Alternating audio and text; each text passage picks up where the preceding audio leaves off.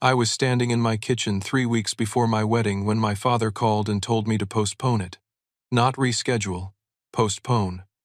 His reason? My stepsister Courtney just got dumped, and seeing me happy would make her feel worse about her breakup. I stood there frozen, phone pressed to my ear, unable to process what I was hearing.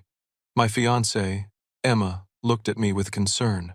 Dad kept talking like this was reasonable, saying Courtney deserved consideration because she'd always been sensitive. That's when it hit me. 8 years. 8 years since he remarried, and had never once put me first. I hung up without saying another word. My hand was shaking. Emma touched my arm and asked what happened, and when I told her, her face went pale with shock and anger. She knew my father was difficult, but this crossed every line imaginable. I needed her to understand the full picture, so I started from the beginning. My mother died when I was 12 years old. Cancer. It took her in 6 brutal months, and my world shattered. For 4 years after that, it was just Dad and me. Those years were hard, but we were a team, or at least I thought we were. Then, when I was 16, Dad met Susan at a work conference.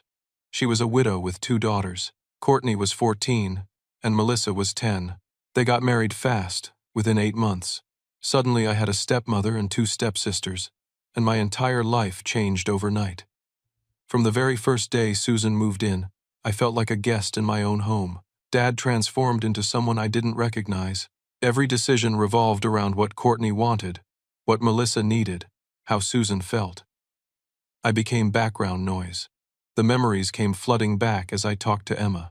My high school graduation. I'd worked incredibly hard, maintained a 3.9 grade point average, earned a partial scholarship to a good state university. It was supposed to be a proud moment, but Dad missed the ceremony because Courtney had a dance recital the same afternoon. Not a competition, not even a major performance, just a regular spring recital at her dance studio. When I asked him why he chose that over my graduation, he said Courtney had been practicing for weeks and would be devastated if no one showed up. I walked across that stage and saw Emma's parents cheering for me in the audience, but my own father's seat was empty.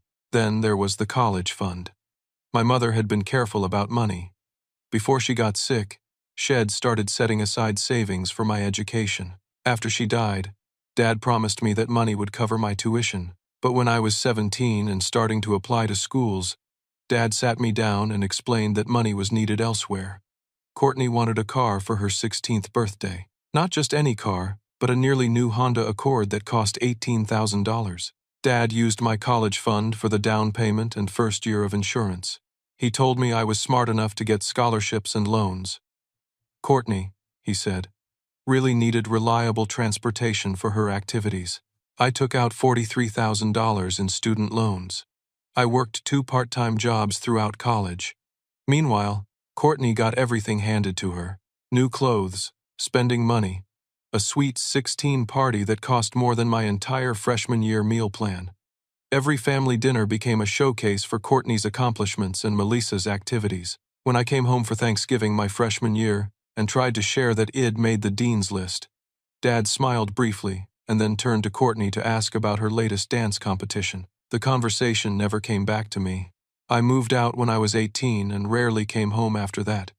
College was in another city, 3 hours away. I'd visit for major holidays, but each visit reinforced how little space there was for me in that house. My old bedroom had been converted into a craft room for Susan within 6 months of my leaving. When I mentioned it hurt to see my space erased, Dad said I was being overly sentimental and needed to accept that families evolve. Over the next 8 years, the distance between us grew, but I kept trying. I genuinely tried to maintain some kind of relationship with my father. I'd call him on his birthday, on Father's Day. I invited him to important events in my life. My college graduation, which he missed because Melissa had a volleyball tournament. My first apartment, which he never visited. The celebration dinner when I got my first real job after graduation, which he canceled 2 hours beforehand because Courtney was having a crisis about whether to accept a job offer or go to grad school and needed his advice immediately. Emma had witnessed this pattern throughout our 3-year relationship. She'd seen me make excuses for him over and over. Shed watched me get hurt repeatedly and then rationalize his behavior, always hoping things would somehow change, that my father would eventually see me again. But this wedding situation, shattered every last illusion I'd been clinging to. I looked at Emma and said I needed to call him back. She nodded, squeezing my hand for support. I dialed his number. He answered on the second ring, his voice cheerful like we'd been discussing weekend plans instead of him demanding I dismantle my wedding.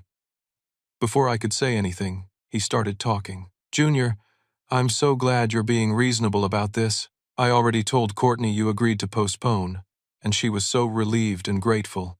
She's actually planning to come stay with you and Emma that weekend now. She needs to get away from everything here, and spending time with family will really help her heal. I told her you'd be happy to have her. My blood turned to ice. Had already told Courtney I agreed, without waiting for my actual answer, without any consideration for what I wanted, and now he expected me to host her the same weekend. Emma and I were supposed to be getting married. Had decided my life for me, just like Had been doing for 8 years. I exploded. 8 years of swallowed frustration came pouring out. I told him absolutely not. The wedding was happening exactly as planned, and he had no right to tell Courtney I'd agreed to anything. My voice was shaking with rage. Dad's tone changed instantly, going cold and hard. He said if I was going to be this selfish and inconsiderate, maybe he wouldn't attend the wedding at all. Maybe I needed to think about what kind of son refuses to make a small sacrifice for his sister's emotional well-being. I told him Courtney wasn't my sister. She was his stepdaughter, and her breakup had nothing to do with my wedding. I told him if he chose not to come, that was his decision, and I'd survive just fine without him. Then I hung up before he could respond. Emma wrapped her arms around me. I was shaking, adrenaline flooding my system. Part of me felt terrible, like I'd just done something unforgivable. The other part felt strangely liberated, like I'd finally said things that needed saying years ago. That feeling of liberation lasted about 2 hours. Then my phone started blowing up. First, Susan called. She was crying hysterically, saying I was breaking the family apart, that I'd always been difficult but this was too much. She claimed Courtney was so distraught over her breakup that Susan was worried about her mental health, that having the wedding go forward would push Courtney over the edge. She actually used the word suicidal. I knew it was manipulation, classic emotional blackmail, but hearing it still made me feel sick. Then came a text from Melissa, the younger stepsister I'd barely spoken to in 5 years. Her message was short and vicious. She wrote that I'd always been the problem in the family, that I was jealous of Courtney and had been since day one, and that my selfishness was finally showing its true colors. She said their family was better off without me. Next was Uncle Frank, my dad's older brother. He called saying Had heard about the situation from my father, and while he understood I was excited about my wedding, I should really reconsider. Family harmony was important. Dad had been through so much raising me alone after my mother died. Didn't I owe him some consideration? Couldn't I just push the wedding back a month or two? That's when I realized what was happening. Dad had immediately launched a full-scale campaign, calling everyone in the family and spinning his version of events. He was painting himself as the reasonable father trying to keep everyone happy, and me as the ungrateful, selfish son who refused a simple request. Uncle Frank kept talking, and I stopped him mid-sentence. I asked him if Dad had mentioned that this simple request came 3 weeks before my wedding, if Dad had mentioned that deposits were non-refundable, that guests had made travel plans, that Emma and I had been planning this day for over a year, if Dad had mentioned that Had already told Courtney I agreed without even asking me first. There was a long silence. Uncle Frank said slowly that no, Dad hadn't mentioned those details. Dad had made it sound like the wedding was months away and I was just being stubborn. I thanked Uncle Frank for calling and said I needed to go. After I hung up, Emma's parents called. They'd heard about what was happening through the family grapevine and were outraged on my behalf. Emma's father, a straightforward man named David Hood, always treated me with more warmth than my own father, said Head. Be honored to walk me down the aisle if my dad didn't come. The offer made my throat tight with emotion. My best friend Tyler came over that evening. We'd been friends since middle school, and had witnessed my father's transformation after the remarriage. Tyler reminded me of all the times Dad had let me down, all the broken promises and missed moments. He said I deserved better and shouldn't feel guilty for standing up for myself. By the end of that first day, I was emotionally exhausted but also more certain than ever. I drafted a group text message to all the family members who'd contacted me. I kept it simple and clear. I wrote that the wedding would proceed as scheduled. Everyone was welcome to attend, but I wouldn't be discussing or debating the decision further. Anyone who wanted to come should RSVP. Anyone who didn't was free to decline. Then I sent it. I blocked Susan and Courtney's numbers because I couldn't handle any more manipulation, but I left Dad's number unblocked. Some small part of me still hoped He'd come to his senses and apologize. That He'd realize how badly He'd hurt me and try to make it right. That hope lasted 2 days. On the third day after the initial phone call, my cousin Derek called me. Derek was Uncle Frank's son, about my age, and we'd been close as kids. His voice was hesitant when I answered. He said he needed to tell me something, that he felt like I deserved to know. Dad and Susan were planning what they called a family intervention dinner.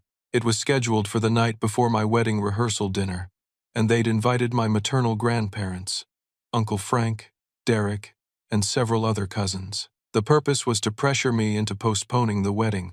They were going to ambush me with family members, hoping group pressure would change my mind. But here was the worst part. They hadn't invited me. They were planning to show up at my rehearsal dinner location and stage their intervention there, in front of all my friends and Emma's family. Derek said He'd agreed to come before he understood what they were really planning. Now that he knew, he thought the whole thing was wrong. He wanted me to be prepared. I felt like I'd been punched in the stomach. My father was willing to sabotage my rehearsal dinner. He was willing to humiliate me in front of everyone I cared about. He'd lied to extended family members to get them on his side. Derek told me something else. Dad had been spreading specific lies. He'd told people I'd uninvited Courtney from being a bridesmaid out of spite. The truth was, I'd never asked Courtney to be in the wedding party. We weren't close. Emma had her sister and 3 close friends as bridesmaids. Dad was in the original plan to walk me down the aisle. That was his only role. But He'd rewritten history to make me look cruel. He'd also told people I demanded he not bring Susan to the wedding, which was completely false. Susan was invited. Every family member was invited. It never excluded anyone. Dad had constructed an entire narrative where I was hostile and unreasonable, where I'd been pushing my stepfamily away for years, out of jealousy and resentment. He'd made himself the victim of my bad behavior. After I got off the phone with Derek, I sat in silence for several minutes, processing everything. Emma came home from work and found me staring at the wall. When I explained what Derek had told me, she looked furious. Then her expression changed to determination. She said we should go to the rehearsal dinner location early. We'd confront this head-on instead of letting Dad control the situation. We'd get there before them and be ready. I called my maternal grandparents next.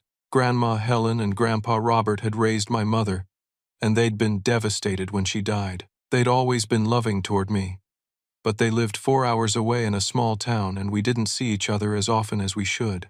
Dad had told me they were invited to what he described as a family meeting before the wedding. They thought it was going to be a nice gathering. When I explained the truth, Grandma Helen's voice went hard in a way I'd rarely heard. She said they'd be at the rehearsal dinner early with me. Then she said something that changed everything. She asked if I knew about the life insurance money. I went quiet. She asked again, her voice tight. Did my father ever tell me about the life insurance payout after my mother died? I said no. I didn't know anything about life insurance. I knew Mom had some, but Dad never discussed it with me. Grandma Helen was silent for a long moment. Then she said my mother had a policy through her job, a substantial one. When she died, Dad received a payout of $300,000. The policy specified that the money was intended to secure my future, my education, my first home. Dad was supposed to put it in trust for me, or use it exclusively for my benefit. I couldn't breathe. $300,000. While I'd struggled through college with loans and 2 jobs. While I'd lived in a cramped studio apartment after graduation because I couldn't afford anything better. While I'd saved for 3 years, just to afford a modest wedding. Grandma Helen said she and Grandpa Robert had always wondered why I had such financial struggles in college. Dad had told them the life insurance money went into a college fund for me, but they'd noticed I was clearly working multiple jobs and taking out loans. They'd wanted to ask but didn't want to overstep. Now, knowing what Dad had done with my wedding, she was beginning to suspect the worst. She asked if I'd be willing to look into what happened to that money. If Dad had used it for other purposes, there might be legal recourse. I told her yes. Absolutely yes. The night of the rehearsal dinner arrived. Emma and I got to the venue an hour early, along with Emma's parents and her sister.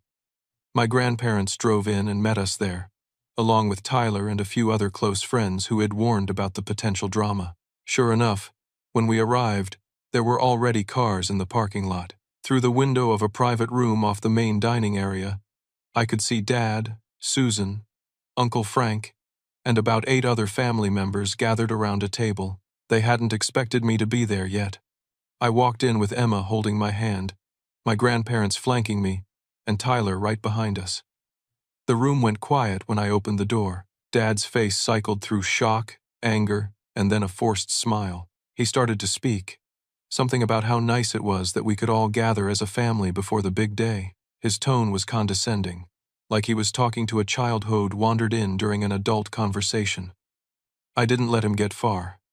I'd spent 2 days preparing for this moment, and I was done with his manipulation. I said calmly that I understood they were planning an intervention to pressure me into postponing my wedding. I said I was aware Dad had been spreading lies about me to justify his unreasonable demands. I addressed the room, looking at each family member in turn, and told them the truth. I was never asked to postpone months in advance. The request came 3 weeks before the wedding. I never uninvited Courtney from being a bridesmaid because she was never asked to be one. I never demanded Dad not bring Susan. Every single claim Head made was false. Uncle Frank looked uncomfortable. A few cousins shifted in their seats. Dad tried to interrupt, tried to spin it, but I kept talking. I explained about the missed graduations, the college fund that went to Courtney's car, the 8 years of being invisible in my own family. Then Grandma Helen stood up. She's a small woman, barely 5 feet tall, but in that moment she seemed immense. Her voice was steady and cold. She looked directly at Dad and asked what happened to her daughter's life insurance money. $300,000 that was meant for Junior's future. Where did it go? The room went completely silent. You could have heard a pin drop. Susan's face drained of all color. Uncle Frank's eyes widened. Dad stammered, his mouth opening and closing like a fish out of water.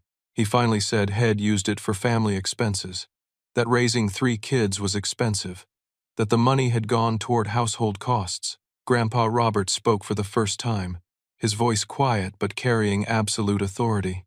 He said, "You mean you used our daughter's death money to buy Courtney a car, pay for her private dance classes, send your new family on vacations, and fund a lifestyle Junior was never part of, while he took on debt for an education that money was meant to cover?" Dad couldn't answer. His face went red, then pale. He looked trapped. Susan started crying, saying they'd needed the money, that Dad was supporting 4 people and Shed thought it was okay to use. She was trying to paint them as victims of circumstance, but the damage was done. Uncle Frank looked horrified, clearly realizing He'd been fed lies. Several cousins were openly staring at Dad with disgust. Derek wouldn't even look at his uncle, just shook his head slowly. The truth was out, and there was no taking it back. The private room erupted. Susan's crying got louder, almost theatrical. She kept saying they needed the money, that they were just trying to take care of their family, that nobody understood how hard it was. Each word made me angrier because she was still trying to justify what they'd done. I stayed remarkably calm. 8 years of hurt had crystallized into perfect clarity. All the confusion and self-doubt I'd carried, wondering if I was too sensitive or ungrateful, evaporated. I saw my father and stepmother for exactly what they were. I looked at Dad and spoke slowly, making sure every word landed. "You stole my inheritance. You erased my mother's memory. You replaced me with a ready-made family the first chance you got. You're not my father anymore. Not in any way that matters." Dad's face twisted. He tried to recover, to spin the narrative back. Emma had been quiet up until that point, standing beside me with her hand in mine. But something in Dad's tone pushed her over the edge. She stepped forward, and her voice cut through the noise like a blade. She listed every major event in my life over the past 3 years that Dad had missed. My college graduation, where Id walked across the stage with honors. The celebration dinner when I got my first promotion at work. Our engagement party, which had RSVP'd to and then canceled the day before because Melissa needed help moving into a new apartment. The birthday dinners, the holidays where Head shown up late and left early, the phone calls Head promised to return and never did. Emma said, "A parent shows up. You never did. Not for Junior. You showed up for Courtney and Melissa, but your own son might as well have been invisible. That's not complicated. That's not pressure. That's a choice. You chose them over him. Every single time." Her words hung in the air. Several people were nodding. Susan tried to defend him, but even she seemed to realize how weak it sounded. I made my final statement. I told everyone in the room that the wedding was happening the next evening. They were all welcome to attend if they wanted to celebrate with us. But Dad was no longer invited. After what Head done, after the lies and the theft and the years of neglect, I didn't want him there. This was supposed to be the happiest day of my life, and I refused to let him taint it. I asked the venue coordinator, who'd been hovering nervously near the door, to have security escort Dad and Susan out. Dad's face went purple with rage. Susan started shrieking that I was cruel and heartless, that I'd regret this, that I was throwing away my family over nothing. Security arrived quickly. 2 large men in dark suits appeared at the door. Dad tried to argue, but they were professional and firm. He and Susan were escorted out, Susan still wailing about how unfair everything was. That's when Courtney appeared. She'd apparently been in the bathroom during the entire confrontation and had missed everything. She walked into the room looking confused. Her eyes red like she'd been crying. When she saw security escorting her mother out, she looked around frantically, trying to understand what happened. Someone quickly filled her in, and her face went through several emotions: shock, embarrassment, and then something that looked like shame. She stood there for a moment, then spoke quietly. "I never asked you to postpone your wedding. I didn't even know you were getting married until Dad told me yesterday. He said you'd offered to change the date for me, and I should be grateful." The room went silent again. This was yet another lie. Dad had fabricated Courtney's supposed devastation, her desperate need for the wedding to be postponed. Had used her as a prop in his manipulation without even telling her the truth. Courtney looked at me, and for the first time in 8 years, I saw something genuine in her expression. She said she barely knew me, that Susan had always made everything about her and Melissa's comfort, and she was starting to realize how messed up that was. She said she was sorry and then left quickly, following security out to find her mother. After they were gone, the energy in the room shifted completely.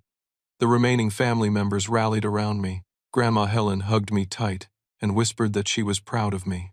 Grandpa Robert shook my hand firmly and promised they'd help me get answers about the life insurance money. Uncle Frank approached me hesitantly and asked if we could talk privately sometime after the wedding. He wanted to understand how He'd been so blind, and he wanted to rebuild our relationship the right way. The planned intervention had backfired spectacularly. Instead of isolating me, it had exposed the truth and brought clarity to everyone present. We moved to the main dining area where the actual rehearsal dinner was supposed to take place. Emma's family and our friends had been waiting, aware something was happening but not sure what. When we explained, they were supportive and loving. Exactly what I needed. The rehearsal dinner ended up being a strange but meaningful evening. It became less about practicing for the wedding and more about celebrating the fact that I'd finally stood up for myself. People shared stories, laughed, and created a warmth that had been missing from my family gatherings for years. That night, Emma and I got home around 11. I was exhausted, emotionally wrung out, but also feeling lighter than I had in years. I'd confronted the man who was supposed to protect me and had instead betrayed me. I'd spoken my truth. I'd set boundaries. At 2 in the morning, my phone buzzed, a voicemail from Dad. I almost deleted it without listening, but something made me press play. His voice came through the speaker, tight with anger. There was no apology, no reflection. Instead, he doubled down on everything. He said I'd always been jealous of Courtney, that my resentment had poisoned me. He said I was ungrateful for everything had done for me after Mom died, that raising me alone for 4 years had been a sacrifice I'd never appreciated. He said I was making the biggest mistake of my life by cutting off my family, that I'd regret this when I was older and realized what I'd thrown away. The voicemail ended with a threat disguised as concern. When you come crawling back, and you will, don't expect me to forgive you easily. You've burned bridges that can't be rebuilt. Think about that before you go through with this wedding. I saved the voicemail, not because I wanted to listen to it again, but because it was evidence. Evidence of his mindset, his manipulation, his complete inability to take responsibility. That message confirmed what I'd suspected but hadn't fully accepted until that moment. My father would never change. He would never admit fault. He would never be the parent I needed him to be. And strangely, that realization brought peace. I wasn't hoping anymore. I wasn't waiting for him to suddenly become different. I could finally let go. I woke up on my wedding day feeling nervous energy mixed with absolute certainty. Despite everything that had happened, or maybe because of it, I knew I was making the right choice in marrying Emma. Shed stood beside me through the worst family drama imaginable, never wavering. The morning was busy with final preparations. My groomsmen, led by Tyler, picked me up and took me to breakfast.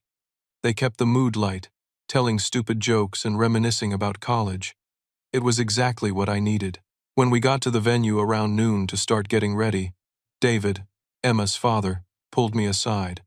As a quiet man, thoughtful and steady, he put his hand on my shoulder and said if I wanted someone to walk me down the aisle with me, he'd be honored to do it. The offer made my eyes sting with unexpected emotion. I thanked him and said I'd think about it. Guests started arriving around 4. The ceremony was scheduled for 5. I stood in the groom's ready room, adjusting my tie for the 10th time, when Tyler poked his head in and said someone was asking to see me. My stomach dropped. I thought maybe Dad had shown up to cause a scene, but Tyler's expression was neutral, not alarmed. He said it was Courtney. She was standing in the hallway outside the room, wearing a simple blue dress, her hands clasped nervously in front of her. When she saw me, she immediately said she'd understand if I wanted her to leave. She knew she wasn't invited to the wedding party, but she wanted to attend if that was okay. I was genuinely surprised. After the blow-up last night, I hadn't expected to see her again. She spoke quickly, like she needed to get the words out before she lost courage. She said she'd been in therapy for the past 2 months, actually dealing with her breakup and some other issues. Last night's confrontation had shaken her. She'd gone home and really looked at how her mother and my father had behaved. She saw the manipulation clearly for the first time. She was starting to understand how toxic the family dynamics had been and how blind she'd been to my experience. She said she was sorry, not just for last night, but for the past 8 years, for benefiting from a situation that hurt me, for never questioning why I was never around, for accepting the narrative that I was the problem. I appreciated her honesty. I told her she could stay for the ceremony if she wanted, but I asked her to sit toward the back and keep a low profile. This wasn't about punishing her. I just didn't want any drama on my wedding day. She agreed immediately, thanked me, and disappeared down the hallway. The ceremony started right on time. The venue was beautiful, decorated exactly as Emma and I had envisioned. White flowers everywhere, soft lighting, about 80 guests filling the chairs. I'd decided to walk myself down the aisle. It felt right, symbolic of standing on my own. But as I stood at the altar waiting for Emma to appear, David caught my eye from the front row and nodded at me with so much warmth that I felt overwhelmed with gratitude. Emma's family had welcomed me completely. Then the music changed, and Emma appeared at the back of the aisle. She was breathtaking. Her dress was elegant and simple, her face glowing with happiness. As she walked toward me, accompanied by her father, I felt every painful moment of the past week fade away. This, right here, was what mattered. The ceremony itself was perfect. We'd written our own vows. When it was my turn to speak, I mentioned my mother briefly, saying I knew she was with us in spirit and would have loved Emma. My voice cracked a little, but I got through it. I talked about building a future based on showing up for each other, on being true partners, on creating a family defined by love and presence, not obligation. Emma's vows made me cry.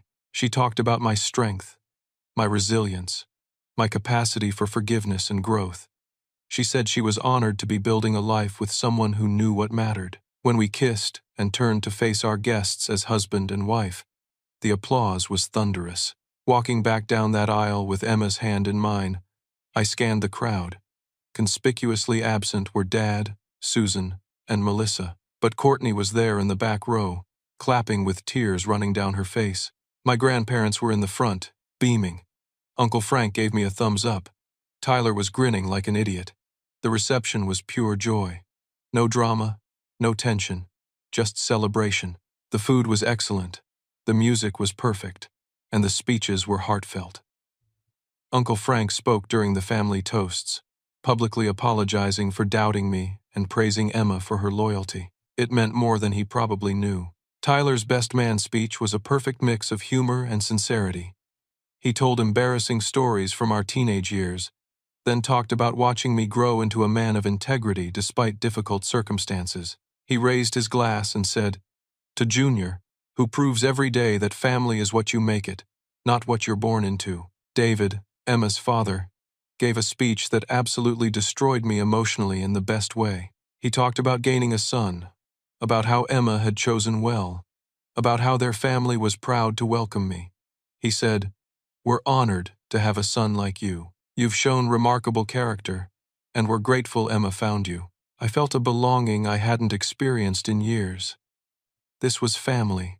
These people who showed up, who celebrated with us, who supported us through chaos. Late in the reception, around 9 at night, I noticed Courtney getting ready to leave. I excused myself from a conversation and caught up with her near the exit. She seemed surprised that Id followed her. I thanked her for coming. I told her it meant something that Shed acknowledged the truth, even if it was difficult. She nodded, looking uncomfortable but genuine. She said she was sorry Shed been blind for so long, that I deserved better from all of them. I told her I hoped Shed find her own path forward. We wouldn't be close. Too much had happened, and we didn't really know each other. But it was acknowledgement, and that was enough. The night ended perfectly. Emma and I left around 11, exhausted and happy, heading to a hotel near the airport for a few hours of sleep before our early morning flight. As we drove away from the venue, I looked back at the glowing windows and felt complete peace. I'd done it. I'd stood up for myself. I'd married the love of my life, and I'd surrounded myself with people who actually valued me. The next morning, we were waiting at the airport gate for our flight to a small Caribbean island for our honeymoon when I checked my email. There was a message from a law office I didn't recognize. The subject line read, "Ray, estate of Margaret Ann Hayes, life insurance proceeds." My mother's name, Margaret Ann Hayes. I opened it with shaking hands. The email was from a lawyer named Patricia Fernandez. She explained that my maternal grandparents had contacted her office regarding potential misappropriation of life insurance funds. She'd done a preliminary investigation and found documentation that was concerning. There was a paper trail. Dad had received a payout of $300,000 from my mother's life insurance policy 10 months after her death. The policy documents clearly stated the funds were intended for my benefit as the minor child.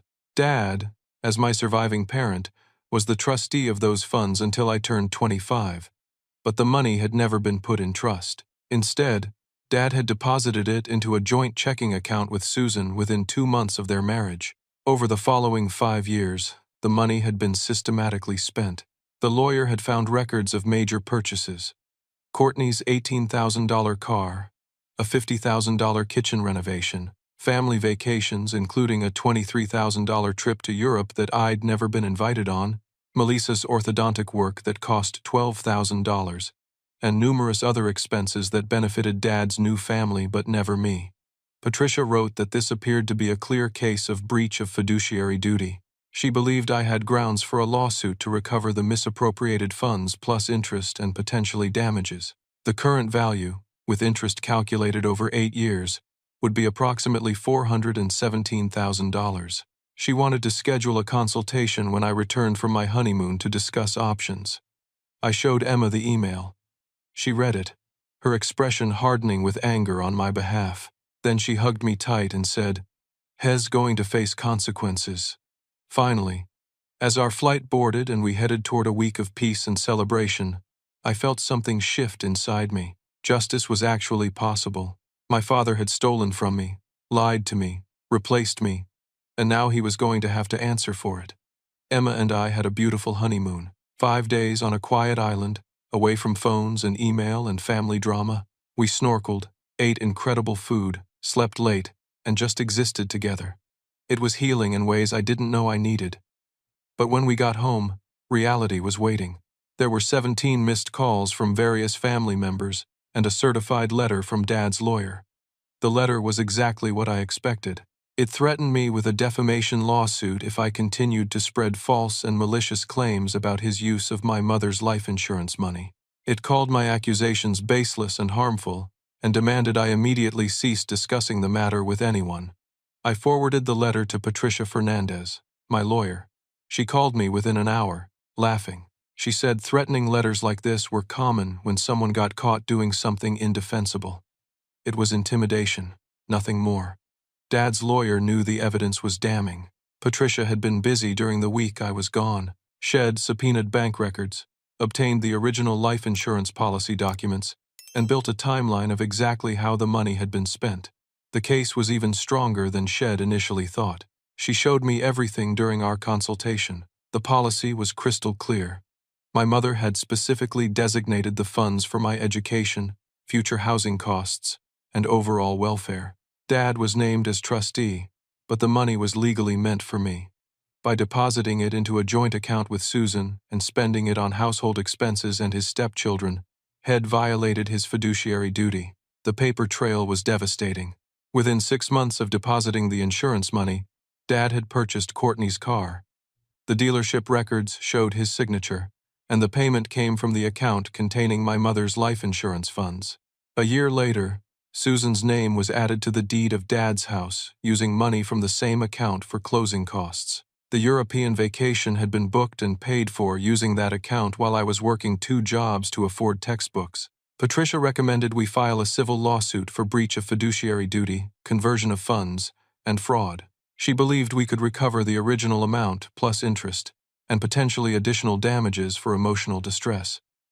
Within 2 weeks, the lawsuit was filed. Dad's lawyer immediately contacted Patricia trying to negotiate a settlement.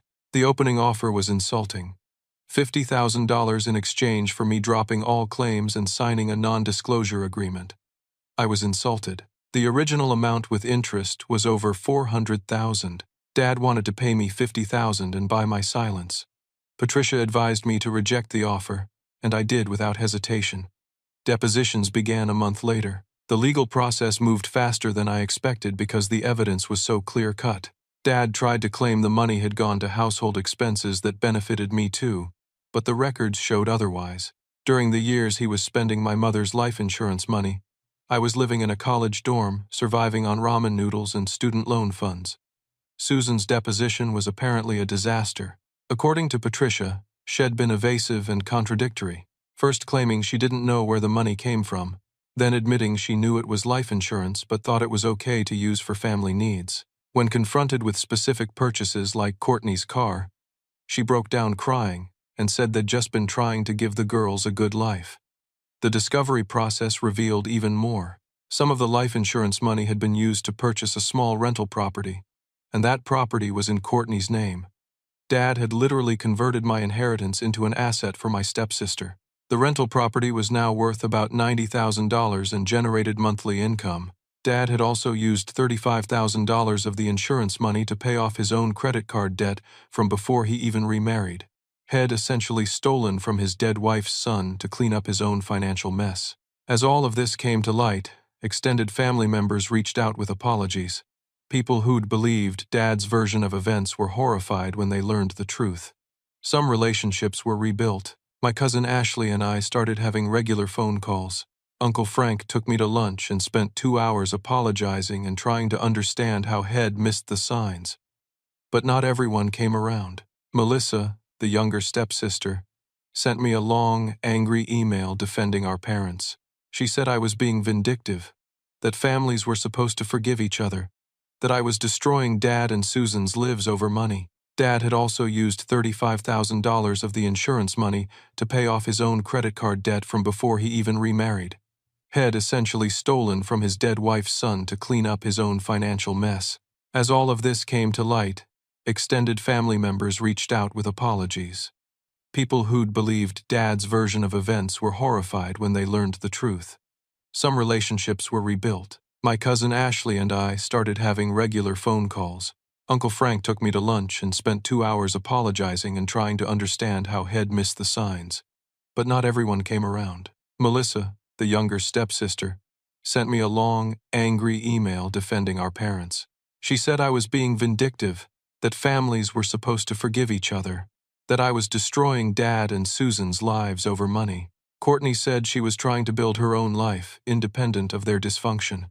Shed started paying rent on her own apartment, covering her own expenses. Shed even looked into what would happen to the rental property in her name if I won the lawsuit. She said if the court determined it should be mine, she wouldn't fight it.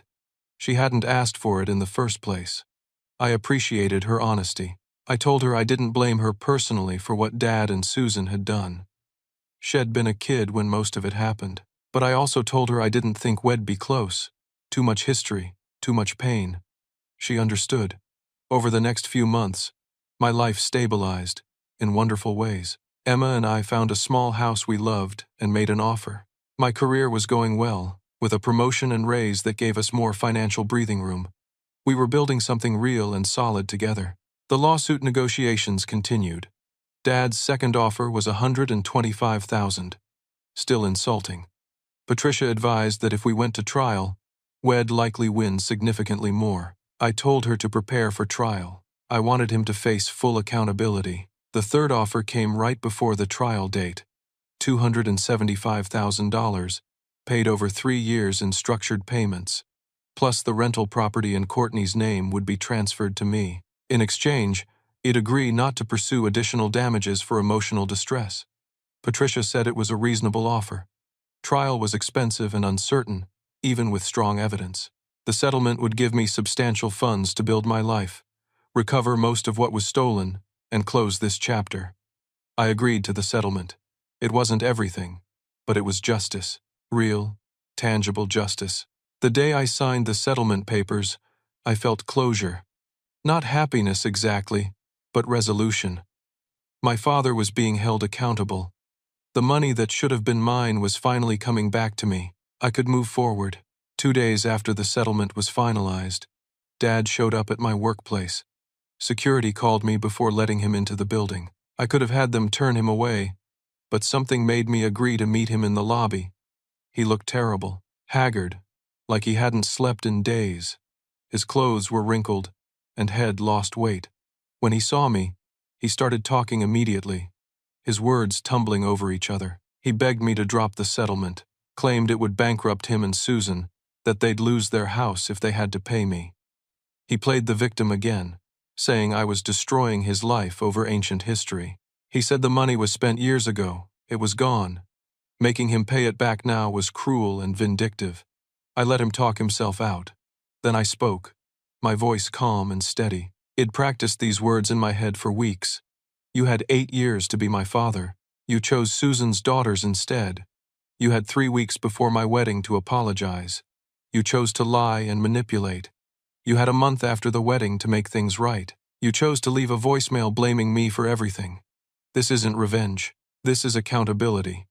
Mom would have wanted her money to help me build my life, and that's exactly what's happening now. Dad's face twisted with rage. The mask of victimhood slipped, and I saw his true self underneath. His voice went cold and hard. Your mother would be ashamed of the vindictive, heartless person you've become. Shed, be disgusted. Something inside me that had been holding on to hope finally let go. My father didn't love me the way a father should. Maybe he never had. Maybe he was incapable of it.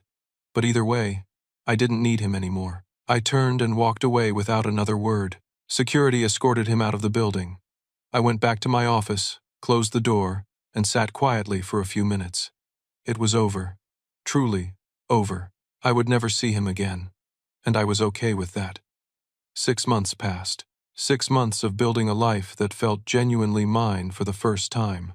Emma and I closed on our house, a 3-bedroom ranch, in a quiet neighborhood with good schools. We used part of the first settlement payment for the down payment, and still had money left for furnishing it the way we wanted. No hand-me-downs, no making do. We chose everything together. The house had a backyard, which was important to both of us. We wanted space for future kids to play, for summer barbecues, for a garden. It felt like a real beginning. Id started having weekly dinners with Grandma Helen and Grandpa Robert. Every Sunday, I'd drive out to their place or they'd come to us. We'd cook together and spend hours talking. They shared stories about my mother, memories I'd never heard. I learned Shed been stubborn and fiercely loyal, that Shed had a sarcastic sense of humor, that Shed loved old movies and hated mornings. These dinners became sacred to me. Through them, I felt connected to Mom in a way I hadn't since she died. Dad had essentially erased her from the house after Susan moved in, putting away photos and avoiding talking about her. Grandma and Grandpa gave her back to me through their stories. Courtney visited occasionally. Our relationship would never be sisterly, but there was mutual respect. Shed continued therapy and was working on establishing her own identity separate from Susan and Dad. Shed gone back to school to finish a degree Shed abandoned years ago. She was trying, and I appreciated that. Id reconnected with Uncle Frank, too. Had been genuinely horrified by what Dad had done and was working to repair our relationship. It would take time, but I was open to it. Had owned his mistakes and was showing up differently now. Emma's family had fully embraced me as one of their own.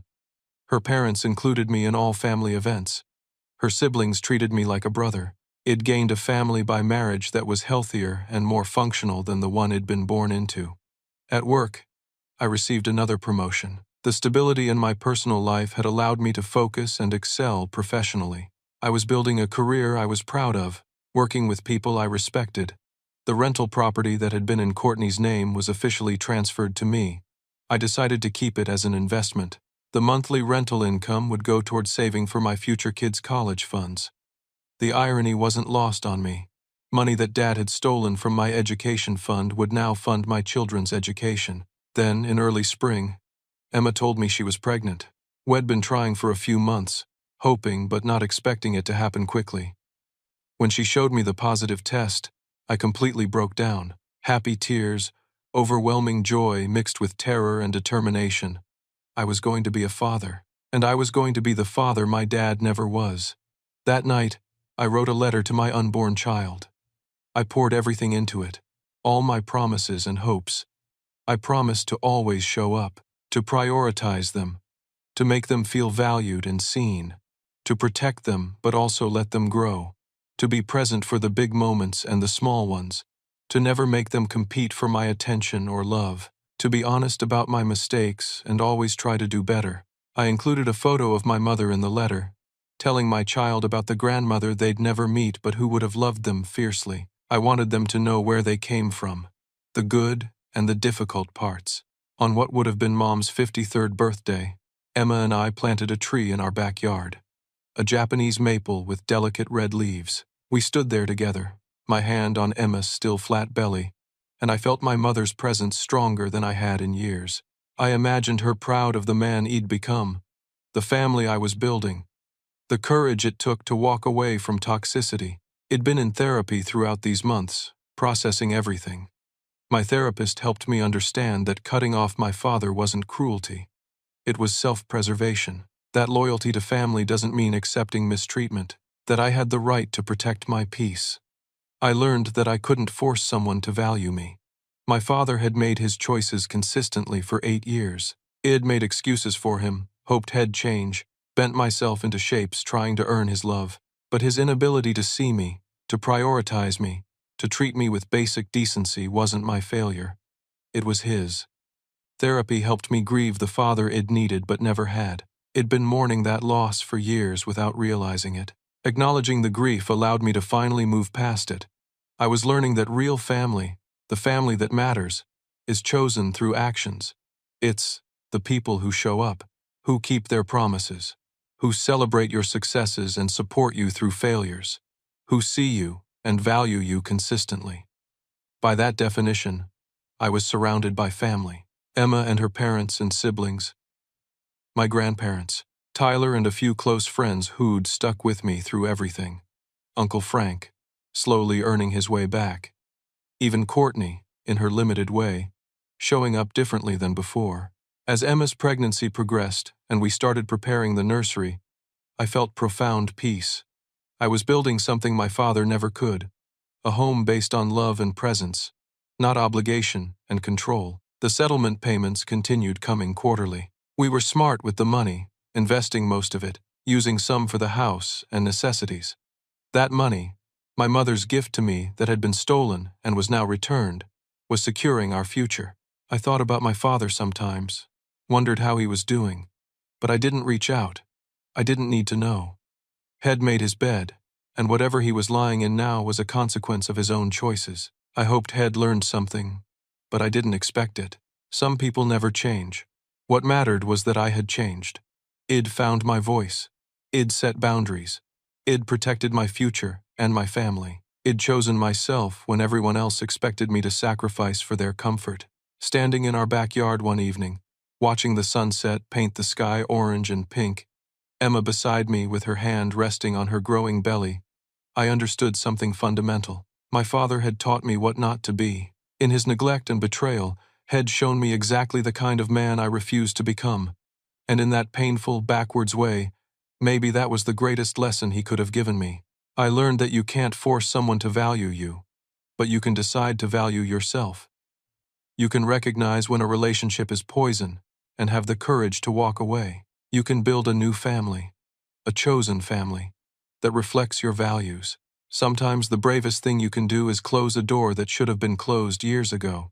It's not about hate or revenge. It's about loving yourself enough to demand better, to protect your peace, to refuse crumbs when you deserve a feast. My father taught me what not to be. He showed me exactly how a parent can fail, how love can be conditional, how family can be weaponized. And from that painful education, I built something different, something better. A life based on showing up, keeping promises, valuing the people who value me. As I stood there with my hand joining Emma's on her belly, feeling the first tiny flutters of movement from our child, I made a silent promise. This baby would never question my love, would never compete for my attention, would never feel invisible in their own home. I would be present, engaged, committed, not perfect, but present. That's the life lesson I carry forward. That's the gift hidden in all the pain. My father's failures taught me how to succeed as a man, a husband, and soon, a father. Sometimes the most important lessons come from the worst teachers. I'm at peace now, truly at peace. The door is closed, but so many new doors have opened. I have a wife who stands beside me through everything, a child on the way, a home we built together, a future full of possibility. Family, real family, chosen and earned through love and presence.